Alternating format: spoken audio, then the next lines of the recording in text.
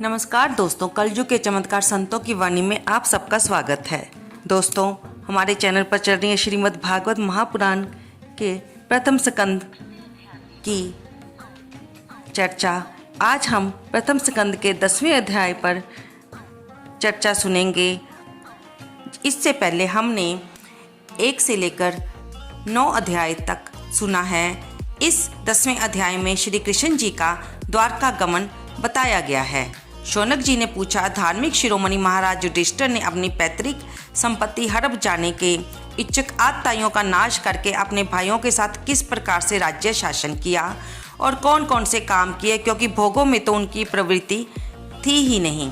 सूत जी कहते हैं, संपूर्ण सृष्टि को उज्जीवित करने वाले भगवान श्री हरि परस्पर की कलहाग्नि से दग्ध कुरुवंश को पुनः अंकुरित कर और युधिष्ठिर को उनके राज्य सिंहासन पर बिठाकर बहुत प्रसन्न हुए। भीष्म पितामह और भगवान श्री कृष्ण के उपदेशों के श्रवण से उनके अंतःकरण में विज्ञान का उदय हुआ और भ्रांति मिट गई। भगवान के आश्रय में रहकर वे समुद्र पर्यंत सारी पृथ्वी का इंद्र के समान शासन करने लगे। भीमसेन आदि उनके भाई पूर्ण रूप से उनकी आज्ञाओं का पालन करते थे। युधिष्ठिर के राज्य में आवश्यकता अनुसार यथेष्ट वर्षा होती थी। पृथ्वी में समस्त अभीष्ट वस्तुएं पैदा होती थी। बड़े बड़े थनों वाली बहुत सी गौएं प्रसन्न रहकर गौशालाओं में दूध से सींचती रहती थी।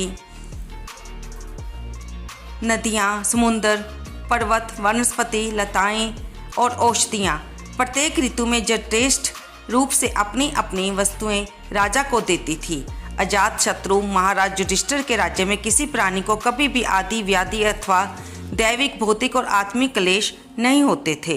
अपने बंधुओं का शोक मिटाने के लिए और अपनी बहन सुभद्रा की प्रसन्नता के लिए भगवान श्री कृष्ण कई महीनों तक हस्तिनापुर में रहे। फिर जब उन्होंने राजा युधिष्ठिर से द्वारका जाने की अनुमति मांगी, तब राजा ने उन्हें अपने हृदय से लगाकर स्वीकृति दे दी। भगवान उनको प्रणाम करके रथ पर सवार हुए। कुछ लोगों ने उनका आलिंगन किया, कुछ छोटी उम्र वालों ने उन्हें प्रणाम किया। उस समय सुभद्रा, द्रौपदी, कुंती, उत्तरा, गांधारी, धृतराष्ट्र, कृपाचार्य, युत्सु, नकुल से देव, भीमसेन, धौम्य, सत्यवती आदि सब मूर्छित से हो गए, क्योंकि वे सारंग पानी श्री कृष्ण का विरह नहीं सह सके। भगत सत्पुरुषों के संग से जिसका दुसंग छूट गया है, वह विचारशील पुरुष भगवान के मधुर मनोहर सुजश को एक बार भी सुन लेने पर उसे छोड़ने की कल्पना भी नहीं करता।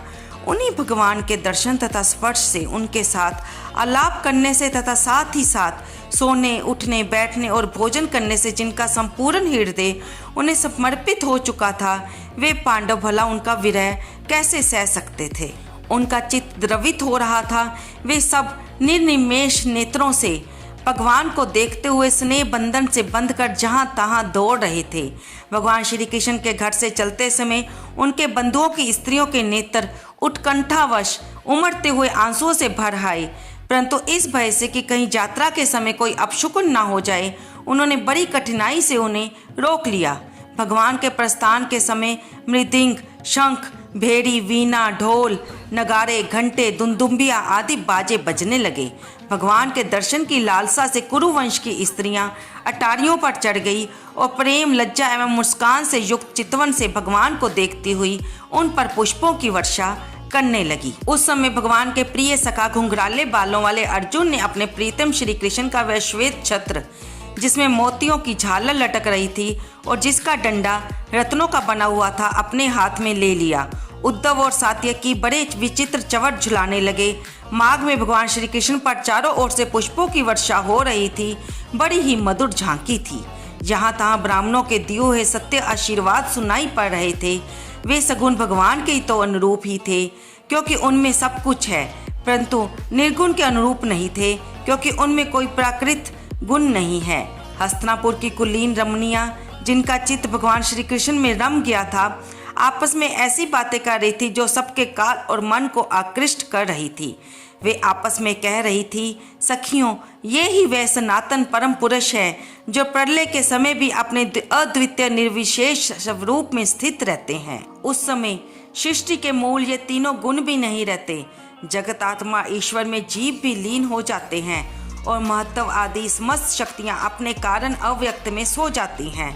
उन्होंने ही फिर अपने नाम रूप रहित स्वरूप में नाम रूप के निर्माण की इच्छा की तथा अपनी काल शक्ति से प्रेरित प्रकृति का, जो कि उनके अंशभूत जीवों को मोहित कर लेती है और सृष्टि की रचना में प्रवृत्त रहती है, अनुसरण किया और व्यवहार के लिए वेद आदि शास्त्रों की रचना की। इस जगत में जिसके स्वरूप का साक्षात्कार जितेंद्र योगी अपने प्राणों को वश में करके भक्ति से प्रफुल्लित निर्मल हृदय में किया करते हैं, ये श्री कृष्ण वही साक्षात पर ब्रह्म है। वास्तव में इन्हीं की भक्ति से अंतःकरण की पुण्य शुद्धि हो सकती है, योग आदि के द्वारा नहीं। सखी, वास्तव में ये वही हैं जिनकी सुंदर लीलाओं का गायन वेदों में और दूसरे गोपनीय शास्त्रों में व्यास आदि रहस्यवादी ऋषियों ने किया है, जो एक अद्वितीय ईश्वर हैं और अपनी लीला से जगत की सृष्टि, पालन तथा संहार करते हैं, परंतु उनमें आसक्त नहीं होते। जब तामसी बुद्धि वाले राजा अधर्म से अपना पेट पालने लगते हैं, तब ये ही सत्व गुण को स्वीकार कर ऐश्वर्य, सत्य, दया और यश प्रकट करते और संसार के कल्याण के लिए युग युग में अनेकों अवतार धारण करते हैं। ओहो, ये यदुवंश परम प्रशंसनीय है, क्योंकि लक्ष्मीपति पुरुषोत्तम श्री कृष्ण ने जन्म ग्रहण करके इस वंश को सम्मानित किया है। वह पवित्र मधुवन भी अत्यंत धन्य है, जिसे इन्होंने अपनी शैशव एवं किशोरावस्था में घूम फिर कर सुशोभित किया है।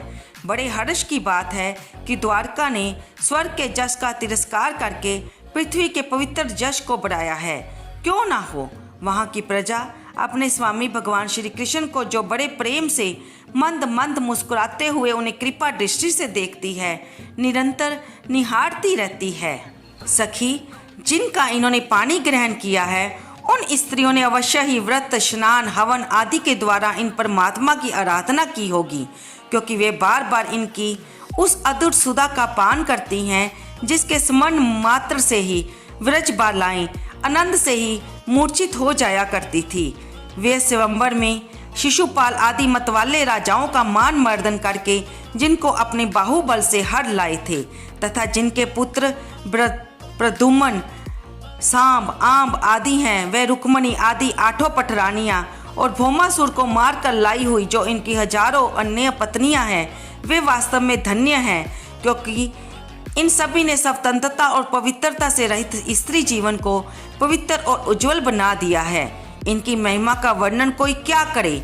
इनके स्वामी साक्षात कमल नयन भगवान श्री कृष्ण हैं, जो नाना प्रकार की प्रिय चेष्टाओं तथा पारिजात आदि प्रिय वस्तुओं की भेंट से इनके हृदय में प्रेम एवं आनंद की अभिवृद्धि करते हुए कभी एक क्षण के लिए भी इन्हें छोड़कर दूसरी जगह नहीं जाते।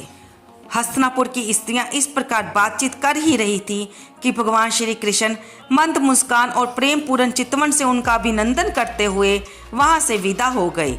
युधिष्ठिर ने भगवान श्री कृष्ण की रक्षा के लिए हाथी, घोड़े, रथ, पैदल सेना उनके साथ कर दी। उन्हें स्नेहवश ये शंका हो आई थी कि रास्ते में कोई शत्रु इन पर आक्रमण ना कर दे, और प्रेम के कारण कुरुवंशी पांडव भगवान के साथ बहुत दूर तक चले गए। वे लोग उस समय भावी विरह से व्याकुल हो रहे थे। भगवान श्री कृष्ण ने उन्हें बहुत आग्रह करके विदा किया और सात्यकी, उद्धव आदि प्रेमी मित्रों के साथ द्वारका की यात्रा की। शौनक जी वे कुरुचांगल, पांचाल, शूरसेन, जमुना के तटवर्ती प्रदेश, ब्रह्मवर्त, कुरुक्षेत्र, मत्स्य, सारस्वत और मरुधनम देश को पार करके सोवीर और अभीर देश के पश्चिम अनर्थ देश में आए। उस समय अधिक चलने के कारण भगवान के रथ के घोड़े कुछ थक से गए थे।